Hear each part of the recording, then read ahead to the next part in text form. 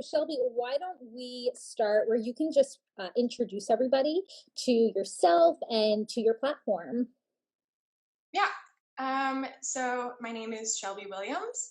I am originally from the US. I currently live in Belgium.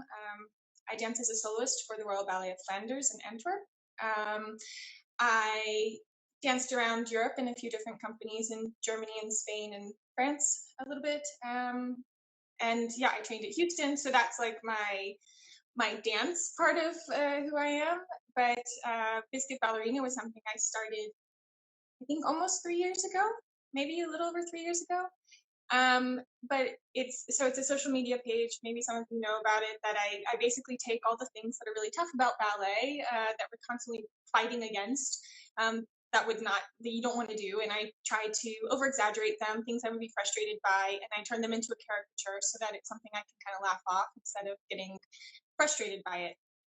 And it's something that I put on social media just on a whim because a friend of mine, shared it on her page, and it got some positive feedback. But it's actually kind of a coping mechanism I've always used from my training through to my professional career.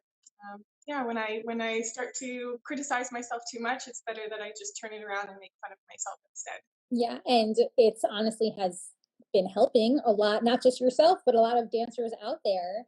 Why don't you tell us about your relationship with food as a pre-professional dancer? So before you got to your professional career. Yeah. So I'm really lucky that my mom is really passionate about cooking. And so growing up, she taught me how to cook. And I think that was a really healthy start to my relationship with food, was that I built this kind of love relationship around food. Things that included food, it was always something with family. And so it started in a really healthy place.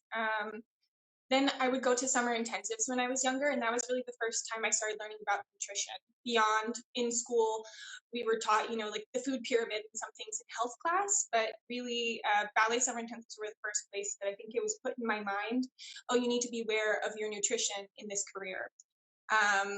So I have to say, like I when I was much younger, I didn't really think too much about trying to be on a diet or anything.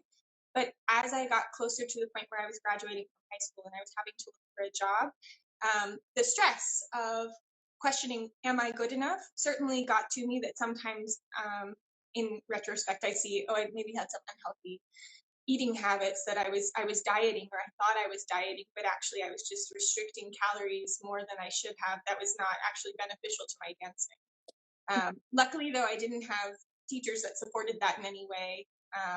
And I remember, yeah, if I share a little anecdote, one time I sprained my ankle. It was the only time I was injured while I was in school.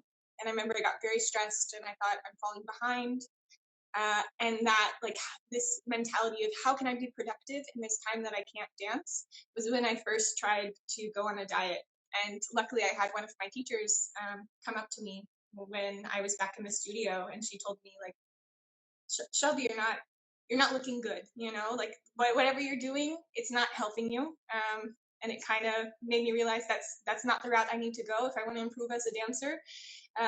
Controlling my food is not what's going to make me a better dancer. I need to fuel my body so that I have strength, so that I can improve actually in my movement, in my technique, in my strength, and all these other things. So I'm very thankful for that teacher who did not reinforce it, which I think some people have unfortunately experiences where that is reinforced. Yeah, yeah, you were lucky. Really, that is definitely, I would say, the exception and like the rarity to have a teacher who's like, whatever you're doing, cut it out because it's not Yeah. going to be sustainable in the long run. And just to back up a little bit, the point that you made about summer intensives, just from my perspective as a dietitian, I would say my busiest time is the end of August when all the dancers are back and they have fallen into behaviors because they've seen it from other dancers or maybe have heard comments from whether it be directors or teachers that they don't usually take with, whether that's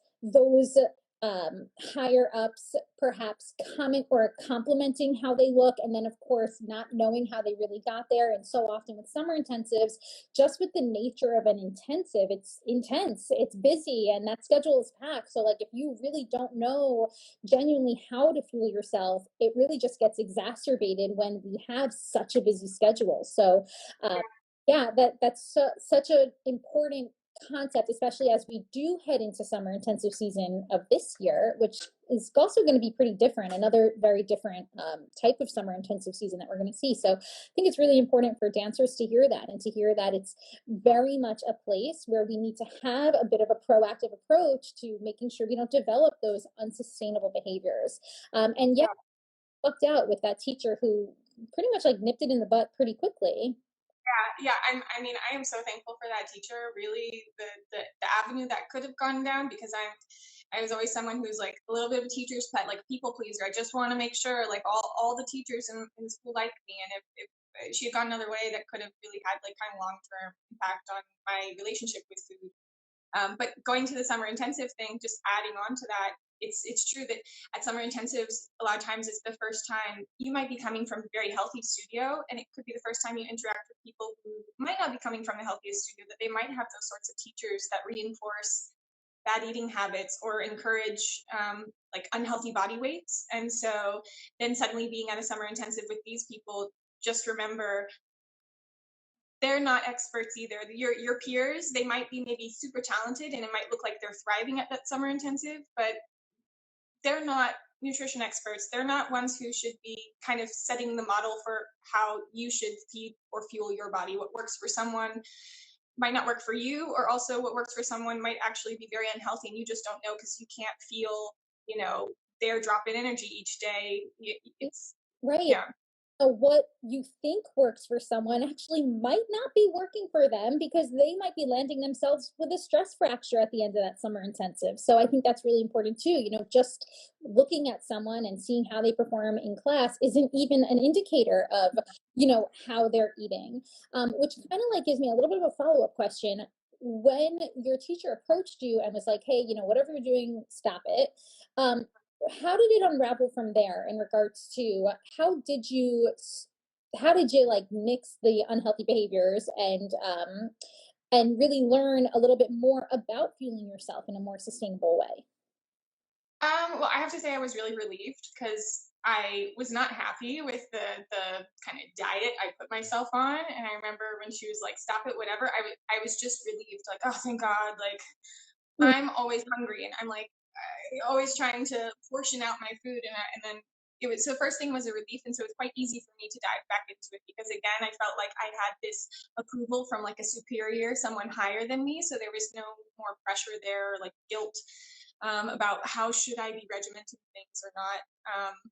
And then with time, I have to say, like into my career, my the way I've found balance with food and making sure I understand what fuels me well and what doesn't has actually been a combination of learning about nutrition, things like learning from sources. Okay, this is really good pre-performance, this is really great post-performance, that sort of stuff, and just trial and error, like having things and then one show being like, ooh, should not have eaten that before this show, or having something be like, oh, that left me feeling really great and I had sustained energy through the whole show. So a lot of it was trial and error. Yeah. Yeah, absolutely. So that's, again, just to recap for all the dancers watching, that's part, learning from trusted sources, those trusted sources being professionals, like in the nutrition field, whether that, a dietitian, a trusted health coach type of thing, and I should say a mental health therapist as well could be a trusted source.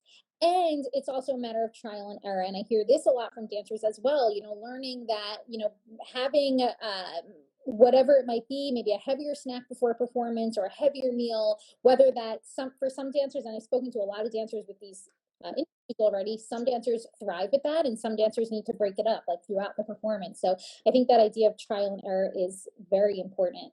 Now, fast forward a bit, and just like you were kind of discussing in the beginning of our chat, you have this dual personality now. So you're Shelby, professional dancer, and you've really, if you figured, well, I would say you're on this journey of dancing in a sustainable way. I don't usually like to say figured it out because, I mean, even I sometimes feel like I haven't figured it out. You know what I mean? Like we're all on this journey together in regards to just like maintaining a balanced like relationship with our body and our food choices. But then you have this whole other personality of Biscuit Ballerina, which, as you were discussing before, was somewhat of a coping mechanism and allowed you to really take to the extreme this opposing idea of what we work so hard for in dance and in ballet, that perfectionism, and this other persona that's now striving for imperfectionism. So talk to us a little bit about that, about the platform of Biscuit Ballerina and what your goal with it was and is, and also maybe perhaps what has unraveled since you started. Yeah. So when I first started doing kind of Biscuit Ballerina dancing, it was actually with my classmates in Houston. And it was my roommates, and it was when we were really stressed about, I don't know, we had like evaluations coming up, and it was a way that we could get together and we all performed variation we were working on as poorly as we could, just to kind of counteract the focus and stress and attention and everything that was put into trying to do it perfect. And then from there, I have to say, like, I kept using it for myself. I was having a bad class and I felt myself kind of going into a downward spiral mentally if I was getting frustrated, and then the next combination was bad, and then the next one and the next one. And it was clearly because of my mental headspace that I was kind of ruining it for myself. I was psyching myself out. I would do this little thing where I would, whatever I did wrong, I would exaggerate it, and it would kind of like cut that like that block I had, whatever I was getting stuck in my head because I was frustrated or upset.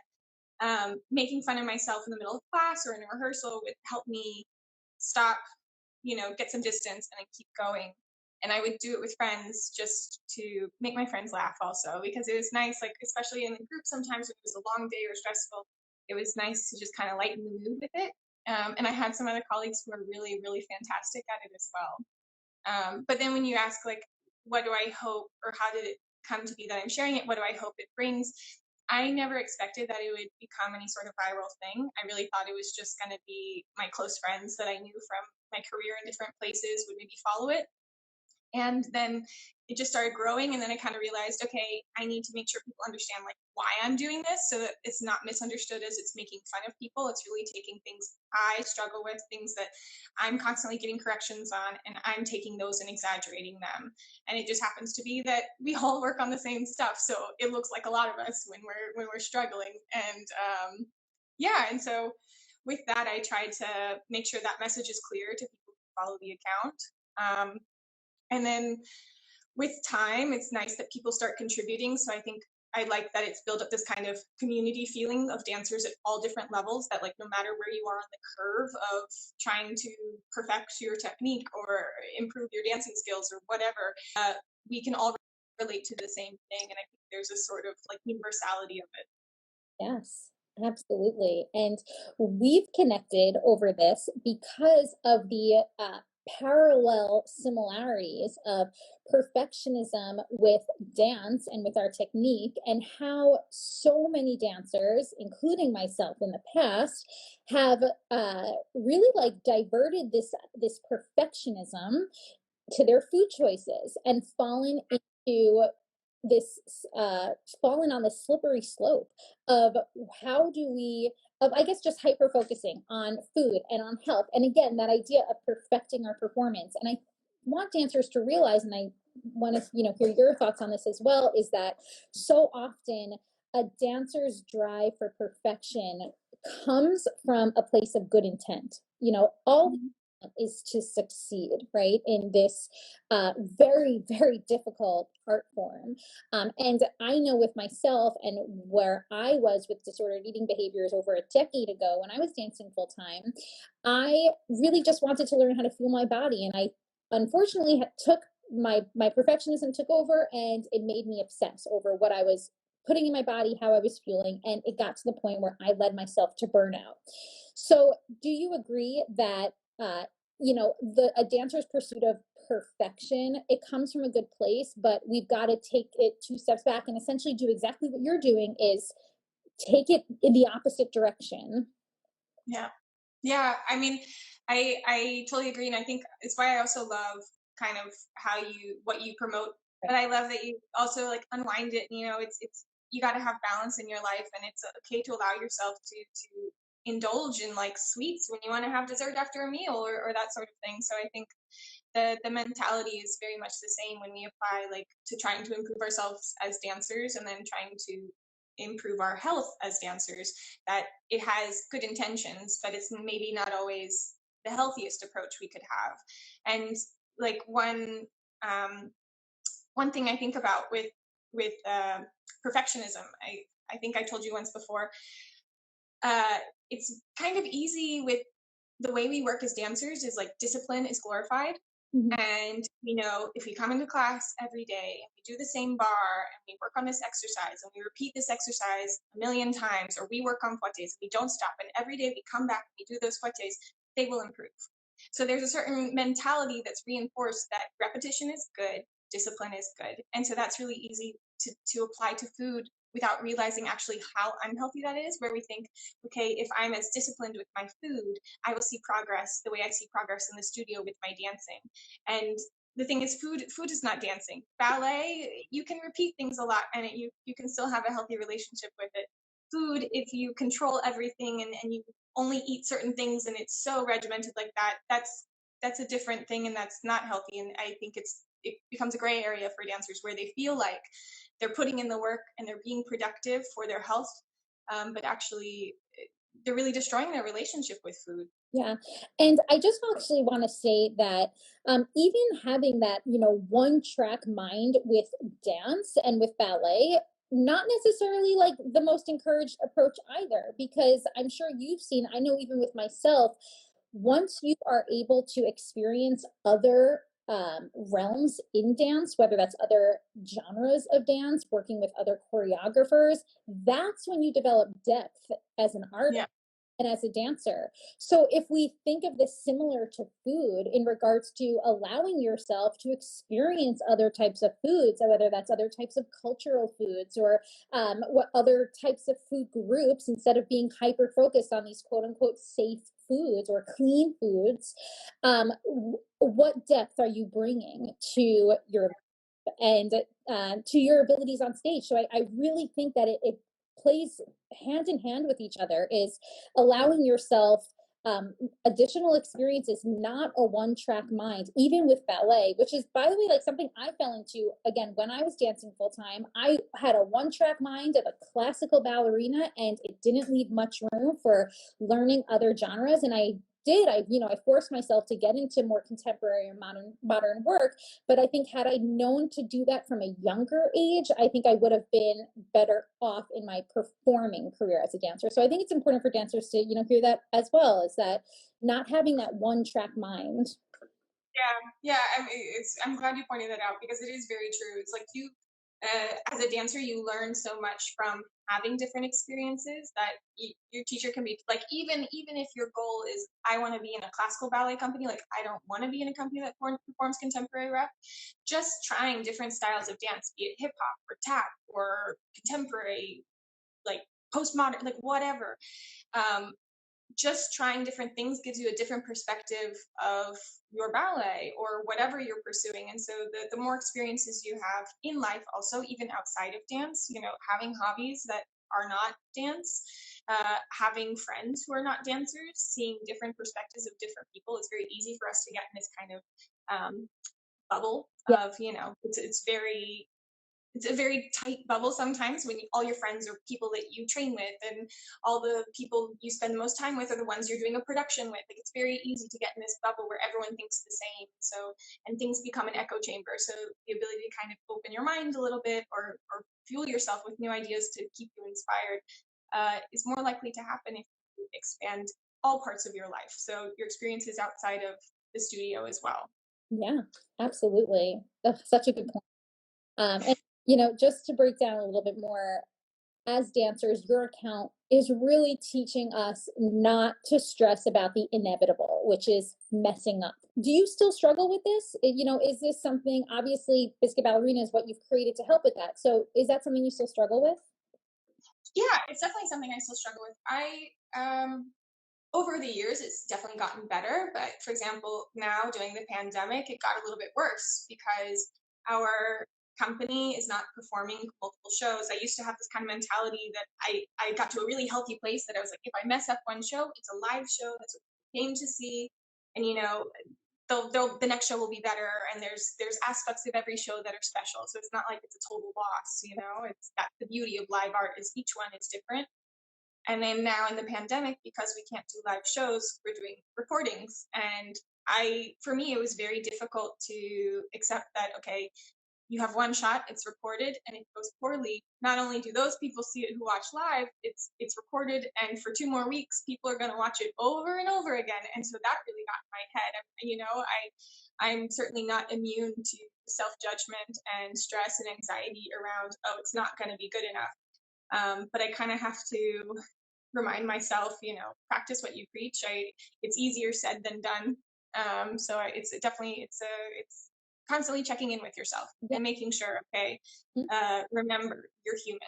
Yeah, absolutely. And that's what I was just going to say, just like I said before, this is a journey. I think even I say this with myself, like even with food and with body image, it's all a journey and we're all constantly checking in on ourselves. I think the pandemic and quarantine was the biggest test to so many dancers. And it's interesting to hear your perspective now as we enter this kind of like new, not quite there yet, but like new post-pandemic life, and where things are still very much virtual and broadcasted, but still realizing that, you are human and mistakes will happen. They are inevitable. And it's just a matter of continuously checking with yourself till you don't land in burnout land. Yeah, exactly. It's tough. It's been a tough year for everyone. And I think it's an easy year for anxiety to build up because of like insecurity of, we don't know how long it's going to last. We don't know where it's leading. For a lot of arts institutions financially, they don't know what the future is for them. So I think it's a good time for us to remember that we need to be forgiving for ourselves, forgiving in so many ways as possible, because there's a lot happening and it's out of our control and it's difficult. I think as a lot of dancers are, like, we love to be in control, we love to be constructive, and there's something you can work on. And sometimes now it's a big lesson on you can't control everything. So yeah, and just reminding. And also just, as we've spoken about this before, just being too perfectionist. And I know a lot of dancers can relate to this. It's not necessarily about making yourself not a perfectionist. It's just more so learning how you can navigate life without having to fall into that all or nothing mindset. Like what you said before, where it's like, if you have a mess up in a show, it's not all or nothing. It doesn't mean that whole show was a bad show. It's more, again, learning how you can go about not falling into this all or nothing mindset. And you might not have control over every situation, and that's normal. That's life, and this is how we have to learn how to navigate through it. Yeah.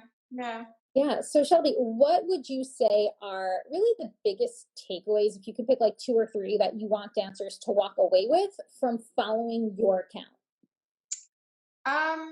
So the first, and I feel like I already see it really works, is I love how Falling Friday makes people not be so upset about falling. The number of times I've had dancers send me a video of themselves falling on stage with some kind of comment that said, normally I would be upset, but my first thought was, I can be on Falling Friday. So yeah, I kind of love it. It's like, it's human, and all of us will fall on stage at one point or another, or in the studio, like, hard. I've had my share of falls on stage. So already I like that, the kind of fact that it normalizes that everyone has moments where they slip or mess up or whatever, and we can laugh it off instead of really becoming upset by it. So that's one of the kind of most tangible takeaways that I'm glad I see it happening, and I hope it continues to happen. And guys, keep sending me the videos of you falling because I love them. I wish I had more videos of myself falling. Unfortunately, I don't have videos of every show, but and then also just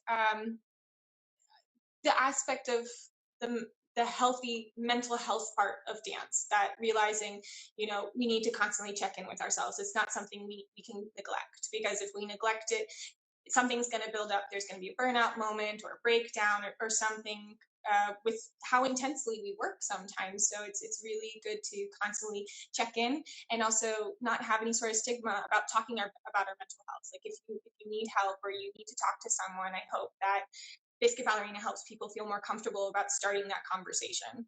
Absolutely. Absolutely. And then my final question that I ask everybody on here is very broad, but I'm going to throw it out there. How would you define a healthy dancer?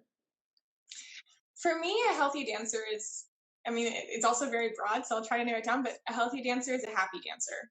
So whatever you're doing in your dance, like if you feel comfortable and confident, and you find that your mind is at peace and you can really just enjoy your dancing, I think that's a healthy dancer. If there's stress behind it, like maybe you're thriving in the studio and like maybe physically you're strong, maybe technically like everything's going well, but if there's some underlying something that's really preventing you from enjoying it, then maybe there needs to be something re-examined a little bit, asking like why am I not happy when I'm dancing? Yeah. And I think when everything's in place, when your body's feeling good and feeling fueled, and your mind is at ease and you can really enjoy yourself, I think that's the really healthy place a dancer can be. Yeah, absolutely. And one thing that you alluded to that I think is really important for dancers to realize is that sometimes we think like, oh, I'm going to be really happy if I make this role. And I think it's important to realize that that's also a false sense of happiness. And what you said about just finding freedom and finding happiness in all realms, not just like this physical realm, and more of just like the mental and emotional as well, is so important. Yeah, I think to tie into that, it's really easy to become goal oriented in ballet, like in school, moving up a level or winning a scholarship or getting into a summer intensive, or once you're in the company, getting that contract or getting cast. And so it's really easy for people to try to define their happiness based on whether they achieve certain things. But that little high that we get from accomplishments is so fleeting, and it can't sustain us through the whole time. So to have a really healthy relationship with dance, it's something that you have to also be happy in the process, not just at the end of it. You know, you have to make sure you enjoy rehearsals, you enjoy class, you enjoy downtime, even like lunch breaks with friends. Is it a stressful time for you, or can you also just like be social and have a meal with friends, and use that as really a mental break from how much you're concentrating in the studio? It's all a balance, and realizing that the whole process needs to be healthy. You can't just be waiting for that happy moment at the end. 100%. Turning it more into being more process oriented rather than goal oriented is critical for the sustainability of a dancer. Yeah, exactly. Well, Shelby, thank you so much. This was incredible. You've given us so much insight, so much more than even just what your platform has become and has to offer. But thank you so much for that. Really, it's helped me with my own perfectionism, and I know it's helped a lot of dancers out there as well. Oh, thank you so much. I really enjoy, and I appreciate everything you do for dancers, and helping change the mentality towards like what is nutrition for dancers. I think we've all probably had some bad advice at some point in our training or career, so it's really nice to see that this is changing, and we're finding a much healthier relationship with food for dancers. Absolutely, Shelby. Well, we will talk again soon. Thank you for joining me.